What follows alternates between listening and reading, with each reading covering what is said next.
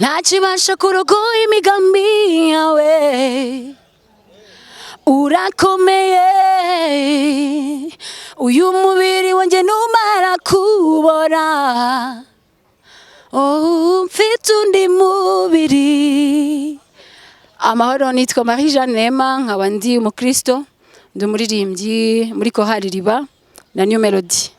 Nishimiye kubifuriza umwaka mushya muhire, ko nibwo bwa mbere twavugana muri uyu mwaka. Korali Riba ni korali nakuriyemo kuva nko ku myaka nka 15 kugeza nyine nshatse cyangwa se nubatse urugo. Ni korali nagizemo ibihe byiza cyane. So navuyeyo kubw'impamvu zo kwiga, ndavuga i Butare, ngeze i Kigali numva umurimo cyangwa umuhamagaro kurimbura komeje, ngirirwa ubuntu n'Imana. Imana inyobora muri New Melody. New Melody tubana ku buryo bw'ishuri. Ntago nari nzi ko nyine ishuri rizarangira nkaguma nkatuye i Kigali. Rero nabifatanyaga gutyo nk'umuntu uri ku ishuri, ariko byarangiye nyine ntuyinaha. Ubu rero ko mbifatanya kubera ko ndi umuririmbyi w'Iriba, Imana iracyamamagarira kubana nabo, nkora nabo ibi, tukorana ibintu bikeya nyine, urumva intera ihari hagati yanjye nabo.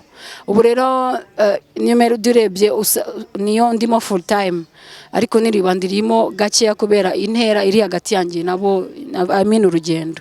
Rero priorite, ndeba priority, ikihutirwa ni ikihe, nicyo mbanza. Urabizwe mfite n'inshingano z'umuryango n'ibindi byinshi, ntago bingoye. Urukundo rw'Imana n'urukundo rw'umurimo biranshoboza. Okay, urakoze. Ibihe byiza nagiriye mu Iriba ni byinshi cyane. Urumva imyaka kuva muri 2005 kugeza ubu nkiririmbamo ari imyaka 14.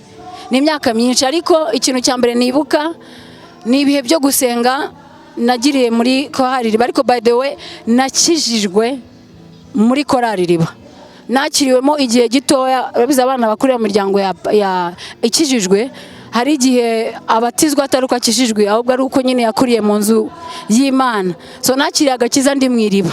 Icyo ni ikintu gikomeye ntashobora kwibagirwa. Icya kabiri ni ibihe byiza byo gusenga nahagiriye. Icya gatatu ni ibihe byiza byo kubaho mu rukundo. Nabaye muri teams nyinshi, najyanze ahantu henshi, ariko urukundo nabonye mu bantu bo mu Iriba, nkubeshye nakubwira ngo hari ahandi narubonye. Bagira urukundo rwinshi cyane. So ibyo bintu ni ibintu bitatu numva nibukikamo cyane.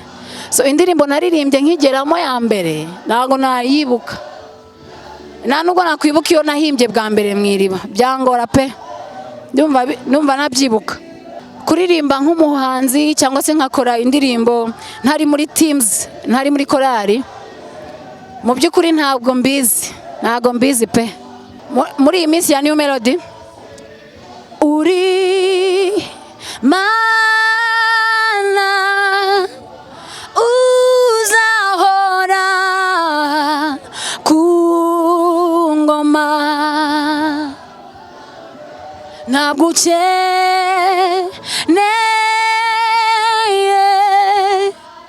urumuri rw'izuba, Mana we, ngo witwera. Niyo ngiri kumfasha muri iyi minsi, iri kunyubaka cyane. Uyu mwaka wa 2019 muri New Melody ni umwaka udasanzwe, no kubaka imiririmbire. Murabizi ko twiga turi ishuri, ni umwaka udasanzwe wo kwiga. Cya kabiri ni umwaka udasanzwe wo kwiga mu buryo noneho buri spirituel, kwiga ijambo ry'Imana ritubwira no kongera kwibuka icyo Imana iduhamagarira nk'abanyeshuri. Icyo ni kimwe. Uyu mwaka uzabamo indirimbo nshyashya nyinshi muri New Melody.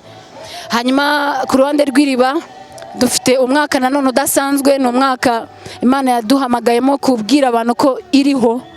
Ari nayo mpamvu dufite igitaramo vuba cyane, mu byumweru 2 gusa kuva uyu munsi ndi kuvuga, tariki 17 ukwezi kwa gatatu, dufite igitaramo cyitwa Jehova Shama. Imana iriho, Imana ihari. Imana yadushyize ku mutima kuza kubwira abantu b'i Kigali kwihari, kwiriho.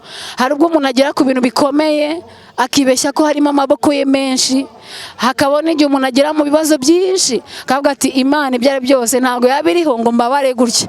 Ariko situation zose waba urimo, Imana iriho. Nicyo kituzanye Kigali nka Korali Riba. Bizabera kuri Dove Hotel. Amasaha ni yayandi asanzwe, ni saa 8. murakoze cyane, ndabashimiye namwe Happy One guha umugisha ndetse n'ibitangazamakuru byinshi wamo.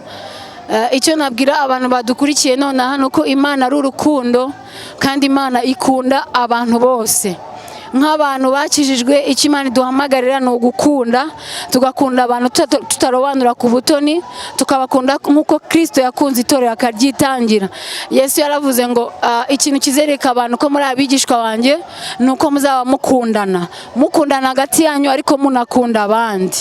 Gukunda ni intwaro ikomeye yatuma utizera Kristo amumenya. Gukunda ni intwaro ikomeye yatuma wamumenye akomeza kumwizera. Dukundane nk'uko Kristo yadukunze. Imana ibahe umugisha.